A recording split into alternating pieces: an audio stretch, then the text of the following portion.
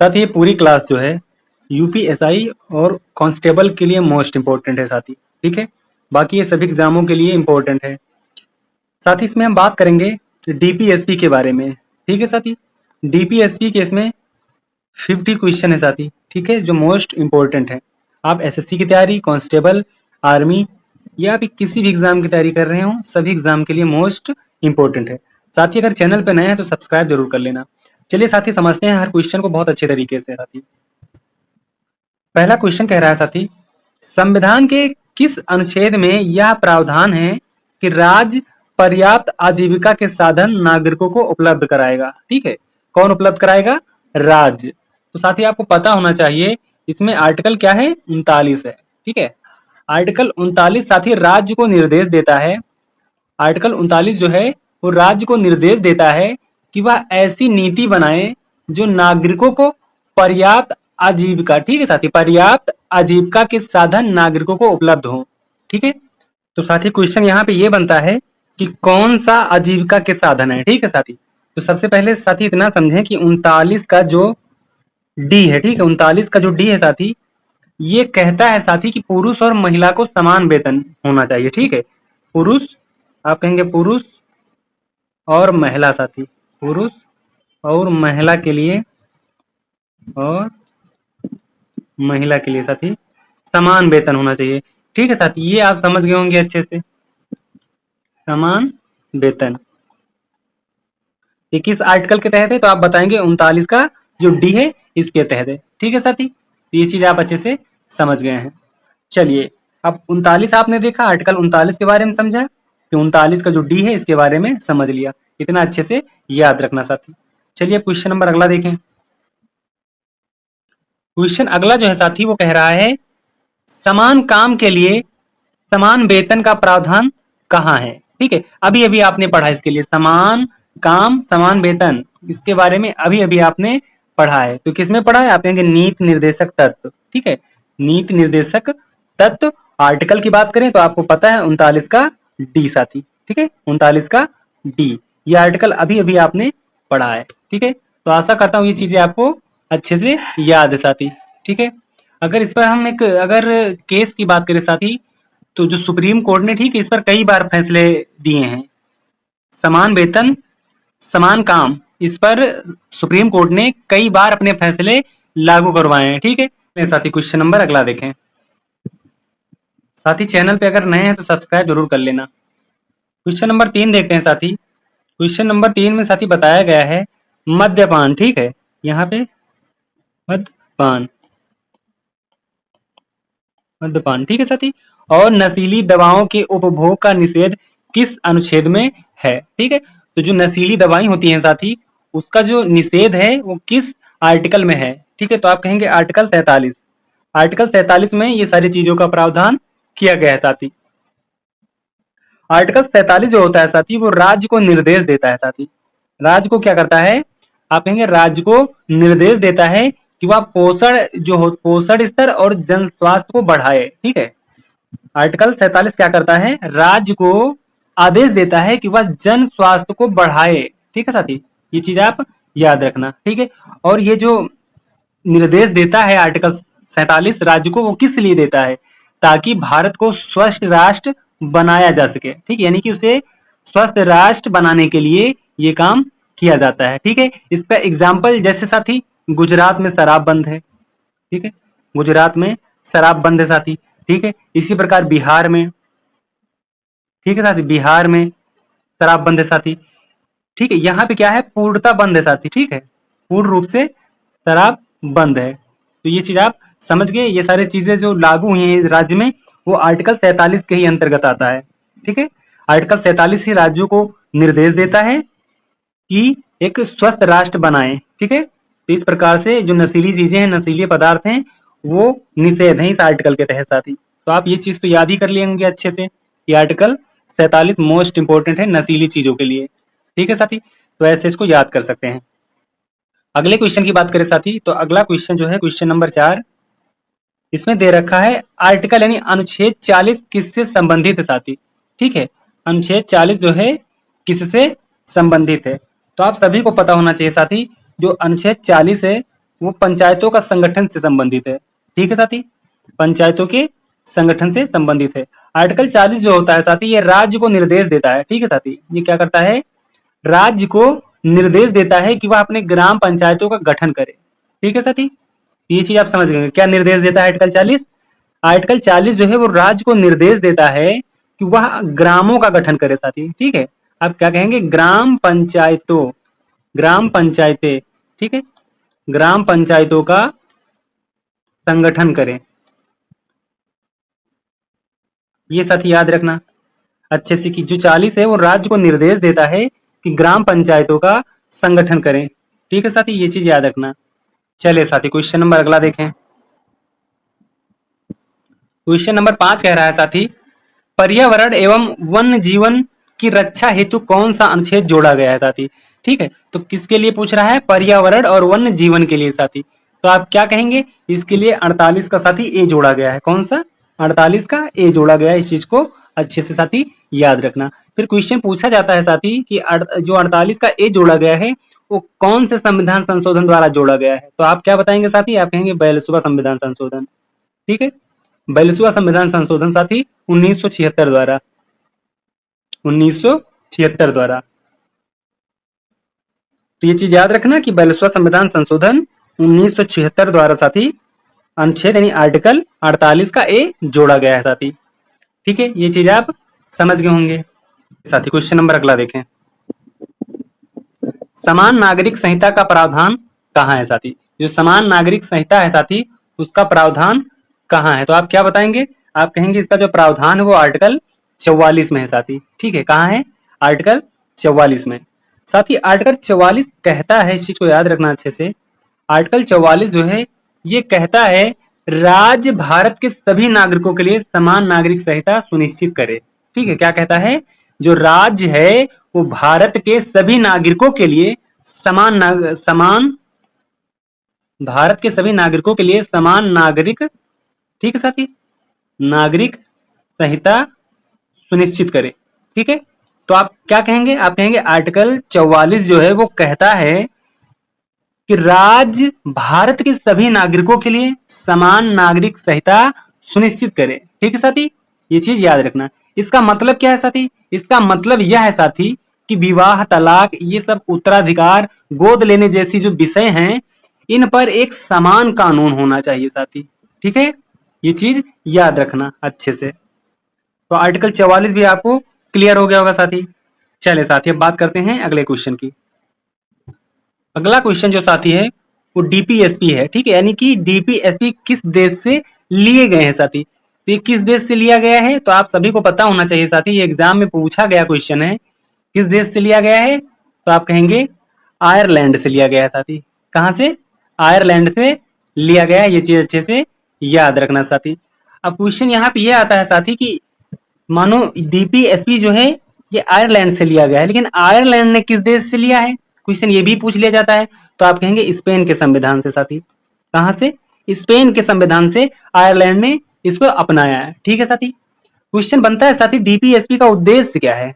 तो आप क्या बताएंगे साथी, जो डीपीएसपी का उद्देश्य होता है साथी वो सामाजिक, ठीक है, सामाजिक, आप कहेंगे सामाजिक साथी, आर्थिक, ठीक है, सामाजिक, आर्थिक और राजनीतिक न्याय आधारित समाज बनाना होता है साथी। ठीक है, सामाजिक, आर्थिक और राजनीतिक आधारित समाज बनाना होता है साथी। आधारित समाज बनाना होता है साथी, समाज बनाना होता है। ठीक है साथी, इतना याद रखना अच्छे से। डीपीएसपी का उद्देश्य पूछा जा सकता है तो आप कहेंगे सामाजिक, आर्थिक, राजनीतिक आधारित समाज बनाना होता है साथी। ठीक है, ये इसका उद्देश्य है। तो साथी काफी चीजें यहाँ पे आप अच्छे से समझ गए हैं। चलिए क्वेश्चन नंबर अगला देखते हैं साथी। क्वेश्चन नंबर 8 है, डीपीएसपी संविधान के किस भाग में है साथी। ये साथी आपको पता होना चाहिए, संविधान के किस भाग में है डीपीएसपी। तो आप कहेंगे भाग 4 में है साथी। ठीक है, कहाँ पे है, भाग 4 में है। और आर्टिकल की बात करें साथी तो आर्टिकल क्या बताएंगे आप, आर्टिकल बताएंगे 36 से है साथी, 36 से 51। ठीक है, आर्टिकल 36 से 51 तक है। तो ये चीज अच्छे से याद रखना साथी। चलिए क्वेश्चन नंबर अगला देखते हैं। क्वेश्चन नंबर 9 की बात करते हैं साथी। कार्यपालिका से न्यायपालिका को पृथक करना साथी किस अनुच्छेद में है? यानी जो कार्यपालिका से न्यायपालिका को पृथक करता है वह आर्टिकल कौन सा है साथी? ठीक, ये प्रावधान किस आर्टिकल में है? तो आप क्या बताएंगे साथी? आप कहेंगे वो आर्टिकल जो है साथी वो आर्टिकल 50 है। ठीक है, कौन सा है? आर्टिकल 50 है साथी। यहाँ पे ये समझना आर्टिकल 50 जो है साथी वो राज्य को निर्देश देता है। आर्टिकल 50 जो है वो राज्य को निर्देश देता है कि जो कार्यपालिका है साथी, कार्यपालिका, ठीक है, कार्यपालिका, कार्यपालिका को न्यायपालिका से साथी, न्यायपालिका, न्यायपालिका से पृथक रखा जाए साथी। ठीक है, क्या किया जाए? इसको इसको पृथक रखा जाए। आप ऐसे लिख सकते हैं कि अलग रखा जाए। ठीक है, क्या करें? उसको अलग रखा जाए। ठीक है, ये आर्टिकल 50 जो है राज्य को निर्देश देता है साथी। तो साथी ये चीजें आपको समझ में आ रही होंगी।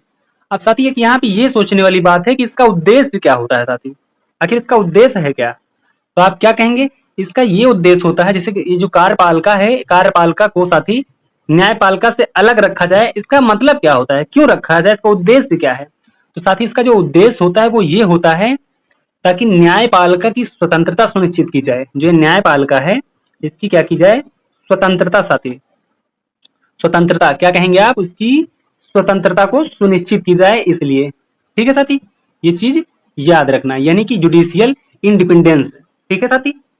अब साथी क्वेश्चन नंबर अगला देखते हैं। क्वेश्चन नंबर 10 की बात करेंगे साथी। क्वेश्चन नंबर 10 में बताया गया है कि संविधान में अंतरराष्ट्रीय शांति एवं सुरक्षा को बढ़ावा देने का प्रावधान कहाँ है? यानी जो संविधान है, संविधान में अंतरराष्ट्रीय शांति एवं सुरक्षा को बढ़ावा देने का जो प्रावधान है वो कहाँ है साथी? तो आप क्या बताएंगे? आप कहेंगे आर्टिकल 51 में है। किस में है? आर्टिकल 51 में है साथी। आर्टिकल 51 मोस्ट इंपोर्टेंट आर्टिकल है साथी, इस चीज को याद रखना। ठीक है, ये इंपोर्टेंट आर्टिकल है 51।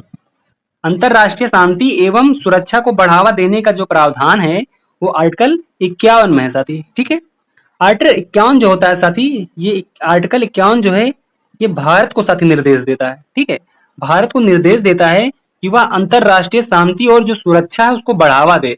ठीक है, विवाद जो होते हैं अंतरराष्ट्रीय लेवल पे उसको शांति और सुरक्षा को बढ़ावा दे और विवादों को शांतिपूर्ण समाधान करे। ठीक है, ये चीज समझना। आर्टिकल 51 जो है ये इंपॉर्टेंट, ये क्या कहता है? ये कहता है जो अंतरराष्ट्रीय साथी, अंतरराष्ट्रीय, ठीक है, अंतरराष्ट्रीय, यहाँ पे इस चीज को समझना अच्छे से, अंतरराष्ट्रीय शांति और अंतरराष्ट्रीय शांति और सुरक्षा को साथी क्या करे? सुरक्षा को बढ़ावा दे। ठीक है, सुरक्षा को बढ़ावा दे। ये चीज आपको समझ में आ गया होगा। और क्या कहता है साथी? और ये कहता है साथी कि विवाद जो हो ना अंतरराष्ट्रीय लेवल पे, तो विवादों को शांतिपूर्ण, ठीक है, विवादों को शांतिपूर्ण, ठीक है साथी, क्या कहेंगे आप? विवादों को शांतिपूर्ण, ठीक है, शांतिपूर्ण, विवादों को साथी शांतिपूर्ण समाधान करें। ठीक है, ये चीज याद रखना, समाधान करें। अगली जो बात बताता है साथी वो अगली बात ये है कि जो अंतरराष्ट्रीय कानून होता है, ठीक है, उसका सम्मान करे साथी। तो आप क्या कहेंगे? अंतरराष्ट्रीय कानूनों का सम्मान करें, सम्मान करें। ठीक है साथी, इसीलिए मैंने आपको कहा कि आर्टिकल 51 जो है मोस्ट इंपोर्टेंट है। यहां से क्वेश्चन बनने के बेहद चांस होते हैं साथी, बहुत ज्यादा चांस होते हैं कि यहां से क्वेश्चन बन सकता है साथी। ठीक है, चलिए अब साथी क्वेश्चन नंबर हम अगला देखते हैं। संविधान में काम करने की न्यायोचित और मानवीय दशाएं तथा मातृत्व राहत किस अनुच्छेद में है? ठीक है साथी, ये इंपॉर्टेंट क्वेश्चन है साथी, ये एग्जाम में पूछा गया है। ठीक है, तो आप क्या बताएंगे? आर्टिकल 42 का नाम लेंगे साथी। क्या कहेंगे आप? आप कहेंगे आर्टिकल 42 साथी। क्यों? देखो आर्टिकल 42 जो है साथी ये कहता है, आर्टिकल 42 कहता है कि राज्य जो है वो कामगारों को मानवीय परिस्थितियां प्रदान करे। ठीक है, मानवीय परिस्थितियां प्रदान करे। ठीक है साथी, और जो विशेष रूप से गर्भवती महिला होती हैं उनको मातृत्व राहत दे साथी। क्या कहे? आप कहेंगे गर्भवती ठीक है साथी, गर्भवती महिला को मातृत्व राहत दे। ठीक है साथी, ये कौन कहता है? आर्टिकल 42 कहता है साथी। ठीक है, तो आशा करता हूं साथी ये सारी चीजें आपको समझ में आ रही होंगी। ठीक है, चलिए साथी क्वेश्चन नंबर अगला देखते हैं। क्वेश्चन नंबर 12 की बात करें साथी, अनुच्छेद 41 किससे संबंधित है साथी? अनुच्छेद 41 जो है ये किससे संबंधित है? तो साथी आपको पता होना चाहिए, आर्टिकल 41 जो है साथी ये कहता है राज्य अपनी क्षमता और संसाधनों की सीमा में बढ़ोतरी करे, यानी कि बेरोजगारी, बुढ़ापा, बीमारी, विकलांगता, ये जो स्थितियां हैं इनमें नागरिकों को क्या करे? सहायता देगा। ठीक है, तो आपका राइट आंसर क्या है साथी? आप कहेंगे सामाजिक सुरक्षा व बेरोजगारी की सहायता। ठीक है, यानी आपका ऑप्शन पहला राइट है साथी। ठीक है, चलिए क्वेश्चन नंबर अगला देखें साथी। क्वेश्चन नंबर 13 में बताया है साथी, संविधान के किस अनुच्छेद में यह कहा गया है कि राज्य कमजोर वर्गों, विशेषकर अनुसूचित जाति और अनुसूचित जनजाति के शैक्षिक व आर्थिक हितों की रक्षा करेगा साथी? ठीक है, तो ये किसमें कहा गया है? तो आप कहेंगे ये बात जो है ये आर्टिकल 46 में आता है। ठीक है, किसमें आता है?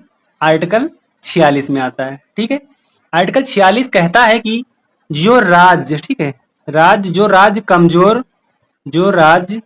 कमजोर वर्गों के लिए, ठीक है, या ऐसे कहें कमजोर विशेषकर, ठीक है, विशेषकर एससी एसटी, ठीक है, विशेषकर साथी एससी एसटी के शैक्षिक व आर्थिक हितों की रक्षा करेगा। क्या कहेंगे आप? आप कहेंगे शैक्षिक। ठीक है साथी, शैक्षिक व आर्थिक हितों की रक्षा करेगा। आर्थिक हितों की रक्षा करेगा। ठीक है साथी, ये चीज याद रखना अच्छे से। आर्टिकल 46 क्या कहता है? आर्टिकल 46 कहता है राज्य कमजोर वर्गों के लिए, विशेषकर एससी एसटी के लिए शैक्षिक व आर्थिक हितों की रक्षा करेगा। ठीक है साथी, आशा करता हूं ये चीजें आपको समझ में आ गई होंगी। ठीक है साथी, चलिए क्वेश्चन नंबर अगला देखते हैं। क्वेश्चन नंबर बात करते हैं अगले की। अनुच्छेद 45 किस विषय से संबंधित था? मूल रूप से इस चीज को याद रखना। ठीक है, तो जो आर्टिकल 45 है वो किससे संबंधित था? तो आप क्या कहेंगे? आर्टिकल 45 जो है ऑप्शन पहला इसका राइट है, निःशुल्क व अनिवार्य शिक्षा 14 वर्ष तक। ठीक है साथी, क्या कहेंगे आप? निःशुल्क व अनिवार्य शिक्षा 14 वर्ष तक। ठीक है, क्योंकि साथी यहाँ मूल संविधान की बात की जा रही है। ठीक है, मूल संविधान की, इस चीज को याद रखना। मूल रूप का मतलब मूल संविधान की बात हो रही है यहाँ पे। तो मूल संविधान के जो अनुच्छेद 45 है, ठीक है, मूल संविधान का जो अनुच्छेद 45 है, ठीक है, इसमें राज्य को निर्देश दिया गया था साथी, इसमें राज्य को साथी क्या किया गया था? राज्य को निर्देश दिया गया था कि वह 14 वर्ष की आयु के जो बच्चे हैं उनको निःशुल्क और अनिवार्य शिक्षा सुनिश्चित करे या प्रदान करे। ठीक है साथी, ये आर्टिकल 45 में, इस चीज को याद रखना साथी। ये मूल संविधान की बात हो रही है साथी, यहाँ पे याद रखना, क्वेश्चन यहाँ से मूल संविधान से पूछा जाएगा तो आप आर्टिकल 45 को अच्छे से बता पाएंगे। ठीक है, तो चलिए क्वेश्चन नंबर अगला देखते हैं। क्वेश्चन नंबर 15 की बात करते हैं साथी। क्वेश्चन नंबर 15 में क्या बताया गया है साथी? इसके बारे में अगर थोड़ा और जानना है आपको तो थोड़ा और समझ सकते हैं। ठीक है, इसके बारे में थोड़ा और समझ सकते हैं साथी। ठीक है, इसमें क्या समझना है कि देखो, जब ये प्रावधान मूल संविधान में है आर्टिकल 45 में साथी, ठीक है, बाद में इसमें क्या हुआ था? बाद में साथी इसमें 86वां संविधान संशोधन किया गया। ठीक है, क्या हुआ? 86वां संविधान संशोधन हुआ साथी। कौन सा? आप कहेंगे 2002। ठीक है, इसमें क्या किया गया? 86वां संविधान संशोधन किया गया साथी 2002। तो इसके द्वारा साथी, ठीक है, इसके द्वारा शिक्षा जो है, ठीक है, शिक्षा, इस शिक्षा को क्या किया गया? इस शिक्षा को साथी मौलिक अधिकार बना दिया गया। ठीक है, क्या किया गया? मौलिक अधिकार बना दिया गया। किसके तहत? तो आप कहेंगे आर्टिकल 21 के ए के तहत। ठीक है, आर्टिकल 21 के ए के तहत मौलिक अधिकार बना दिया गया। ठीक है, तो आप क्या कहेंगे? आर्टिकल 45 जो है को, आर्टिकल 45 को क्या किया गया? संशोधित कर दिया गया। संशोधित कर दिया गया। ठीक है साथी, इसीलिए हम जो शिक्षा की बात करते हैं तो आर्टिकल 21 के ए में पढ़ते हैं अब। ठीक है, वर्तमान में। बाकी जब मूल संविधान की बात करेगा साथी तो वो बात करेगा आर्टिकल 45 की। ठीक है साथी, तो आप आर्टिकल 45 और आर्टिकल 21 के ए दोनों को अच्छे से समझ गए साथी। ठीक है, चलिए अब बात करते हैं क्वेश्चन नंबर 15 की। साथी वीडियो को ध्यान से देखना, चीजों को यहीं पे याद हो जाएगा आपको अच्छे से। ठीक है, सारी चीजें यहीं पे आपको हम धीरे धीरे याद करा देंगे, बस वीडियो को ध्यान से देखते रहना साथी। ठीक है, चलिए साथी क्वेश्चन नंबर हम 15 की बात करें तो 15 की बात करें साथी तो आधुनिक वैज्ञानिक कृषि और पशुपालन के संगठन का प्रावधान कहाँ है। ठीक है साथी, तो आप क्या कहेंगे, आर्टिकल 48 की बात करेंगे साथी। ठीक है, आर्टिकल जो 48 है ये क्या कहता है, तो आपको साथी पता होना चाहिए। आर्टिकल 48 राज्य को निर्देश देता है। ठीक है, ये राज्य को क्या करता है, निर्देश देता है कि कृषि जो है और जो पशुपालन का संगठन है वो आधुनिक और वैज्ञानिक पद्धति से किया जाए। ठीक है, क्या कहेंगे आप, आर्टिकल 48 जो है वो राज्य को निर्देश देता है कृषि और पशुपालन। ठीक है साथी, क्या कहेंगे आप, कृषि और पशुपालन, कृषि और पशुपालन, कृषि और पशुपालन का जो संगठन है साथी। ठीक है, पशुपालन का संगठन, पशुपालन का संगठन आधुनिक। ठीक है, क्या कहेगा, आधुनिक। ठीक है, आधुनिक और आधुनिक और वैज्ञानिक पद्धति से साथी, वैज्ञानिक पद्धति से, वैज्ञानिक पद्धति से किया जाए। ठीक है, और जो पशु, ठीक है साथी, और जो पशु साथी दूध देते हैं, ठीक है, जो पशु दूध देते हैं उन पशुओं की नस्लों का संरक्षण किया जाए। ठीक है, क्या किया जाए, सीधी सीधी आप ये चीज याद रखो कि इनकी संरक्षण किया जाए पशुओं का। ठीक, क्या किया जाए, संरक्षण किया जाए। और तीसरी बात करें तो कहते हैं गो हत्या। ठीक है साथी, क्या कहेंगे आप, गो हत्या को, गो हत्या को रोक लगाने का प्रयास करें। ठीक है, रोक लगाने का या रोकने का साथी, ठीक है, का प्रयास करें। तो साथी कितना मोस्ट इंपोर्टेंट ये आर्टिकल है आपको भी पता होना चाहिए। आर्टिकल 48 क्या कहता है, आर्टिकल 48 जो है वो राज्य से कहता है, यानी राज्य को निर्देश देता है कि कृषि और पशुपालन का संगठन आधुनिक और वैज्ञानिक पद्धति से किया जाए। ठीक है, दूसरा क्या कहता है, जो पशु दूध देते हैं साथी, ठीक है, यानी पशु जो दूध देते हैं उनका संरक्षण किया जाए। ठीक है, तीसरी बात, गो हत्या रोक लगाने का प्रयास किया जाए। ठीक है, तो ये कौन कहता है, ये आर्टिकल 48 कहता है साथी। ठीक है, तो ये चीज आप अच्छे से समझ गए होंगे साथी। चलिए क्वेश्चन नंबर हम 16 देखते हैं। क्वेश्चन नंबर 16 में समझते हैं 16 क्या कह रहा है। ठीक है, तो आशा करता हूं साथी कि आप सबको ये समझ में आ रहा है साथी। अगर समझ में आ रहा है साथी तो वीडियो को लाइक एंड शेयर जरूर करें। ठीक है, क्वेश्चन कह रहा है सांस्कृतिक और ऐतिहासिक महत्व के स्मारकों की रक्षा, यानी जो सांस्कृतिक और ऐतिहासिक महत्व के स्मारक हैं उनकी रक्षा का प्रावधान किस अनुच्छेद में है साथी। ठीक है, तो कौन सा अनुच्छेद है, तो आपको पता होना चाहिए कौन सा अनुच्छेद है, वो आर्टिकल 39, सॉरी आर्टिकल 49 है साथी। ठीक है, कौन सा है, आर्टिकल 49 है साथी। आर्टिकल 49 जो है ये राज्य को निर्देश देता है साथी, राज्य को क्या निर्देश देता है कि जो राष्ट्रीय महत्व के स्मारक हैं, क्या साथी, पहला आप कहेंगे जो राष्ट्रीय, ठीक है, राष्ट्रीय महत्व के स्मारक हैं, राष्ट्रीय महत्व के स्मारक हैं, राष्ट्रीय महत्व के साथ ही स्मारक हैं। ठीक है, इनके स्थानों और वस्तुओं की रक्षा की जाए। ठीक है, वस्तुओं की रक्षा करेगा। ठीक है, तो आप क्या समझे यहाँ पे साथी, आर्टिकल 49 क्या कहता है राज्य से कि राष्ट्रीय महत्व के स्मारक, ठीक है, उनके स्थानों और वस्तुओं की रक्षा करेगा कौन, राज्य। कौन करेगा साथी, राज्य करेगा। ठीक है, तो आशा करता हूं साथी ये समझ में आ गया होगा आपको। चलिए क्वेश्चन नंबर 17 देखते हैं। क्वेश्चन नंबर 17 में साथी नीति निर्देशक तत्व किस प्रकार के अधिकार हैं, जो नीति निर्देशक तत्व हैं साथी वो किस प्रकार के अधिकार हैं, तो आप क्या कहेंगे साथी, गैर न्यायालय। ठीक है, गैर न्यायालय। ठीक है साथी, ये चीज अच्छे से याद रखना, क्योंकि साथी जो डीपीएसपी है, डीपीएसपी है साथी, डीपीएसपी यानी कि नीति निर्देशक तत्व जो है साथी ये न्यायालयों में लागू नहीं करवाया जा सकता। ठीक है, ये क्या है साथी, न्यायालय में लागू नहीं होता।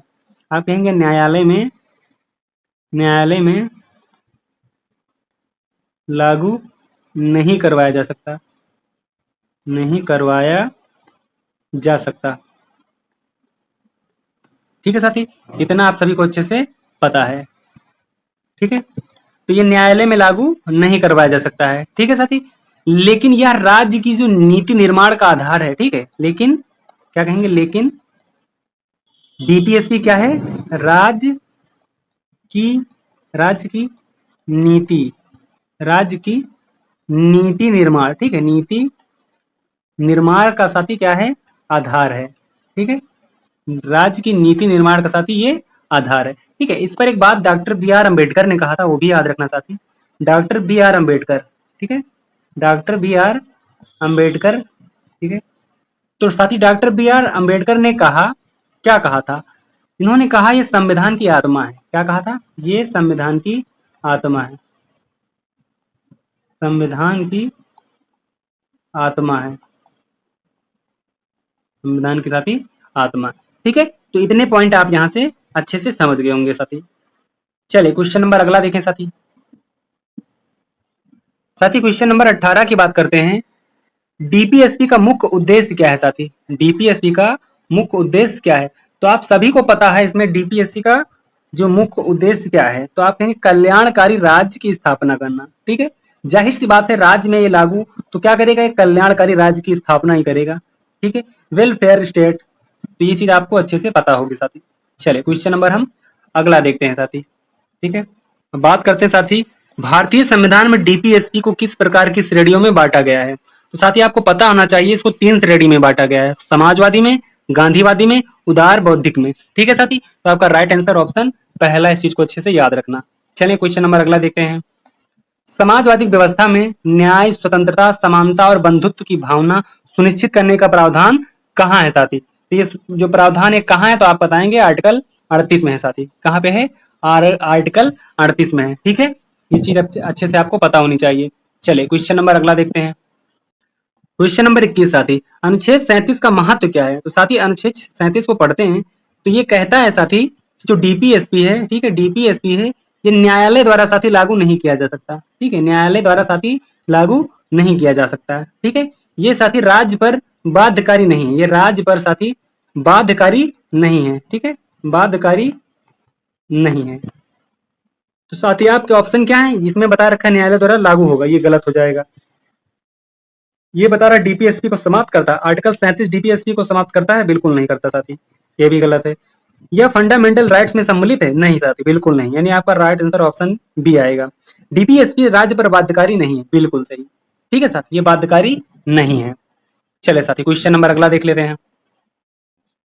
खादी और ग्रामोद्योग को बढ़ावा देने का प्रावधान किस अनुच्छेद में है साथी। ठीक है, तो किस अनुच्छेद में, इस चीज को अच्छे से समझना। ठीक है साथी, तो आप क्या बताएंगे, आप बताएंगे जो आर्टिकल 43 है साथी, वो मोस्ट इंपोर्टेंट है आपके एग्जाम को लेकर के। ठीक है, क्यों साथी, क्योंकि आर्टिकल 43 इसका राइट आंसर है। ठीक है, इसमें क्या है, खादी और ग्रामोद्योग का बढ़ावा देने का प्रावधान किया गया है। और आर्टिकल 43 कहता है साथी, ठीक है, ये राज्य को निर्देश देता है। ठीक है, आर्टिकल 43 जो है साथी, ये कहता है कि जो श्रमिक हैं, ठीक है, श्रमिकों, ऐसे लिखो आप, श्रमिकों, ठीक है, श्रमिकों को उचित उचित साथी, ठीक है, क्या है, उचित उचित जीवन स्तर उपलब्ध, ठीक है, उचित जीवन स्तर उपलब्ध कराएं। ठीक है, हाँ, कराए लिख लो, ठीक है, उपलब्ध कराए। श्रमिकों को क्या किया जाए साथी, उनको उचित जीवन स्तर उपलब्ध कराया जाए साथी। ठीक है, यहाँ पे उपलब्ध है, ठीक है, उपलब्ध कराया जाए। ठीक है, चले साथी क्वेश्चन नंबर अगला देखें। क्वेश्चन नंबर 23 की बात करें तो 23 कहता है अनुच्छेद 43A किस संशोधन द्वारा जोड़ा गया था साथी। तो अभी अभी आपने इसको अच्छे से पढ़ा था। ठीक है, अभी अभी हम आपको बता के आए हैं 42वां संविधान संशोधन साथी 1976 द्वारा। ठीक है, 42वां संविधान संशोधन 1976 द्वारा, इसको अभी अभी आपने अच्छे से पढ़ा है। ठीक है, तो आप क्या कहेंगे, 42वां संविधान संशोधन 1976। ठीक है, चलिए क्वेश्चन नंबर हम अगला देखते हैं साथी। क्वेश्चन नंबर 24 की बात करते हैं साथी। 24 में क्या बताया गया है, संविधान में अनुच्छेद 39A किस विषय से संबंधित है। 39A की बात की गई है साथी। ठीक है, हमने 39B को अच्छे से पढ़ा था अभी, अब 39A को पढ़ लेते हैं। ठीक है, 39A में क्या था, आप कहेंगे 39A में साथी समान न्याय की बात की गई थी। क्या किया गया था, आप कहेंगे ऑप्शन बी राइट है, समान न्याय और निःशुल्क विविध सहायता की बात की गई थी साथी। ठीक है, तो आप कहेंगे जैसे ये 39 का ये क्वेश्चन ये भी पूछ लिया जाता है कि 39 का ए जो है साथी, ये किस संविधान संशोधन द्वारा जोड़ा गया था? तो आप याद रखना साथी, 42वां संविधान संशोधन, ठीक है, 1976 द्वारा। ये चीज याद रखना चाहिए साथी। साथी अगर हम बात करें संविधान संशोधन में, तो ये 42वां संविधान संशोधन जो है साथी, ये मोस्ट इंपोर्टेंट भी है। तो साथी आप इस वीडियो को देखने के बाद 42वें संविधान संशोधन को थोड़ा अच्छे से पढ़ लेना साथी, यहाँ से बहुत सारे सवाल जुड़े हुए हैं, ठीक है। चलिए साथी हम अगले क्वेश्चन की बात करें। अगला क्वेश्चन है साथी 25 नंबर। डीपीएसपी का उल्लंघन होने पर नागरिक क्या कर सकते हैं? यानी कि अगर आपके डीपीएसपी का उल्लंघन हो रहा है तो आप क्या कर सकते हैं, ठीक है। तो इसमें क्या बताया गया है, केवल चुनाव के समय सरकार को दंडित कर सकते हैं साथी। क्या मैटर इसका? चुनाव के समय सिर्फ दंडित कर सकते हैं। क्यों ऐसा है साथी? ऐसा इसलिए है साथी क्योंकि डीपीएसपी जो है साथी, वो न्यायालय द्वारा लागू नहीं किया जाता है। किसके द्वारा? न्यायालय द्वारा। क्या कहेंगे आप? न्यायालय द्वारा लागू नहीं किया जा सकता, इसीलिए नागरिक सीधे अदालत नहीं जा सकते हैं, ठीक है। इसलिए क्या है साथी, जब ये न्यायालय द्वारा लागू नहीं होगा तो जाहिर सी बात है नागरिक सीधे न्यायालय नहीं जा सकते। लेकिन यदि कोई सरकार है, ठीक है, मान लो कोई सरकार है, वो डीपीएसपी को क्या करे, अनदेखा कर दे, ठीक है, वो मान लो कि कोई सरकार है वो डीपीएसपी को अनदेखा करती है, तो जनता उसे चुनाव में सत्ता से बाहर कर सकती है, ठीक है। क्या कर सकती है वो जनता जो है, उसे चुनाव से, यानी कि सत्ता से, चुनाव में सत्ता से क्या कर सकती है, वो बाहर कर सकती है, ठीक है। इसीलिए इन्हें राजनीतिक न्यायालय भी लागू माना जाता है, ठीक है। क्या कहेंगे? इसीलिए इसे राजनीतिक राजनीतिक न्यायालय में साथी, राजनीतिक न्यायालय में लागू माना जाता है साथी। क्या किया जाता है? लागू माना जाता है, ठीक है साथी। इतना आप सबको अच्छे से पता हो गया होगा। तो साथी टोटल ये 25 क्वेश्चन कंप्लीट हो गए आपके, जो बहुत अच्छे से मैंने समझाया है। साथी वीडियो कैसी लगी है कमेंट करके जरूर बताना, ठीक है साथी। बाकी मिलेंगे हम अगली क्लास में। साथी अगर अभी तक आपने चैनल को सब्सक्राइब भी नहीं किया तो जरूर कर लेना, ठीक है साथी। आपको यहाँ पे अच्छे से प्रैक्टिस सेट मिल जाएगा, आप शुरू से पॉलिटी को बहुत अच्छे से पढ़ सकेंगे साथी, ठीक है, और उसकी प्रैक्टिस कर सकेंगे। इसी तरह से साथी यूपीएसआई का जो है, हम जो लॉ एंड कॉन्स्टिट्यूशन है उसको अच्छे से हम कवर करेंगे, ठीक है साथी। तो आप चैनल को सब्सक्राइब जरूर कर लेना। चलिए मिलते हैं साथी अगली क्लास में, तब तक के लिए जय हिंद, जय भारत, जय सरस्वती माता।